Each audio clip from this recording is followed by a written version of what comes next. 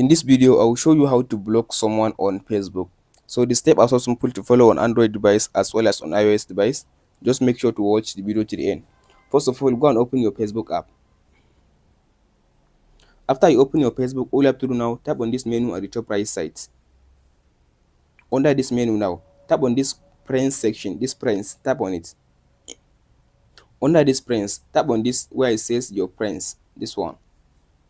So in this section now you can be able now to see all your friends on Facebook, as you can see now. If you can't just find the person in this section, just tap on this search bar to search for the person name. So for me, let's say I want to block just this person. So tap on the person that you want to block. After you open his profile like this, all you have to do now, tap on the three dot beside his name. This three dot.